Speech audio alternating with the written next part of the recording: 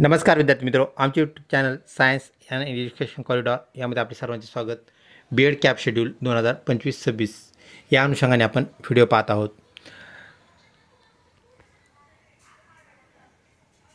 आपण जर यावर्षी बीएडसाठी प्रवेश घेऊ इच्छित असाल तर हा व्हिडिओ खास आपल्यासाठी। तर चला पाहूया या संदर्भातील बाबी। तत्पूर्वी आपण जर आमच्या चॅनलवरती नवीन असाल तर कृपया या चॅनलला सबस्क्राईब करा, तसेच व्हिडिओ आवडल्यास नक्कीच मित्रपरिवारामध्ये शेअर करा। cetcell.mahacet.org ही अशी आपली जेन्युइन वेबसाईट आहे। आपल्या ज्या सर्व अपडेट्स असतात त्या वेबसाईटवरती प्रसारित झालेल्या आपल्याला पाहायला मिळतात। CET एक्झाम झाल्यानंतर आपला रिझल्ट लागल्यानंतर आपलं जे ॲडमिशन पोर्टल आहे ते आपल्याला इथे पाहायला मिळते। वरती स्क्रॉल करूया।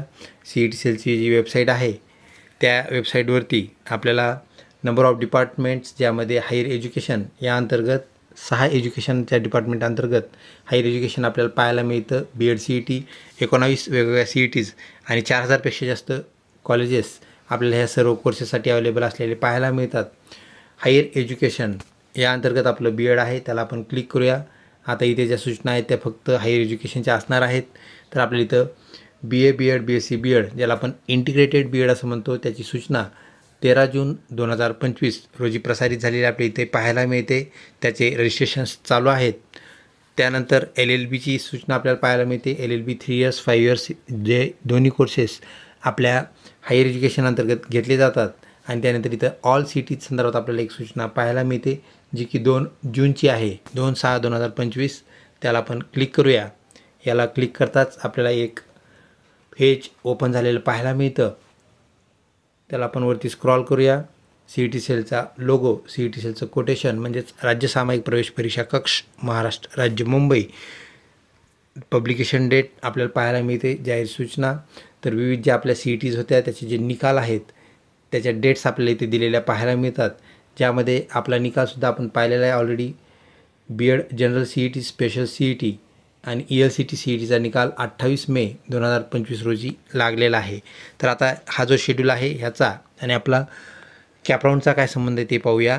तर इथे ज्या CETs आहेत बाकी CETs तर यांचे निकाल जे आहेत सगळ्यात शेवटचा जो निकाल आहे तो 17 जून रोजी लागणार आहे, जो की LLB 3 इयर्स CET जी सर्वात शेवटी झालेली CET आहे त्या CETचा निकाल 17 जूनला लागणार आहे। तर 17 जूनपर्यंत आपल्याला आपला जो शेड्यूल आहे तो अपलोड झालेला पाहायला मिळणार नाही, आपल्याला वेट करावं लागेल। 17 जून नंतर आपल्याला नोटिफिकेशन येईल आणि नोटिफिकेशनमध्ये आपलं शेड्यूल आपल्याला प्रसारित झालेला पाहायला मिळेल। साधारणपणे 25 तारखेपर्यंत म्हणजेच 25 जूनपर्यंत आपलं शेड्यूल अपलोड होईल आणि त्या शेड्यूलमध्ये आपल्याला जो कालावधी दिलेला असतो तो 13 ते 15 दिवस म्हणजे तब्बल 15 दिवसापर्यंत त्या शेड्यूलप्रमाणे आपल्याला ते पाहावं लागेल। 15 दिवसापर्यंत आपल्याला कालावधी असतो कशासाठी, तर आपलं रजिस्ट्रेशन करण्यासाठी। म्हणजेच सर्व जे क्वालिफाय झालेले विद्यार्थी आहेत तर त्यांना रजिस्ट्रेशन करणं गरजेचं असतं कॅपराऊंडसाठी। आणि ते रजिस्ट्रेशन जर केलं तरच आपण ह्या कॅपराऊंडसाठी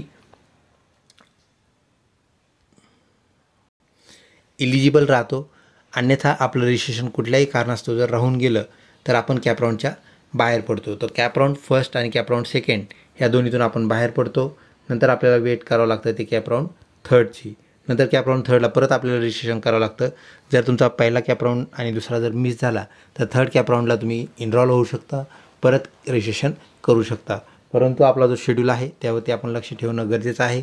सर्व ज्या अपडेट्स आहेत आमच्या चॅनलवरती उपलब्ध तर होणारच आहेत, परंतु आपणही CETcellच्या वेबसाईटला नियमितपणे भेट देणं क्रमपात आहे, गरजेचं आहे। व्हिडिओ आवडला असल्यास नक्कीच लाईक करा, मित्रपरिवारामध्ये शेअर करण्यास बिलकुल हरकत नाही। लवकरच भेटूया पुढच्या व्हिडिओमध्ये, तोपर्यंत धन्यवाद।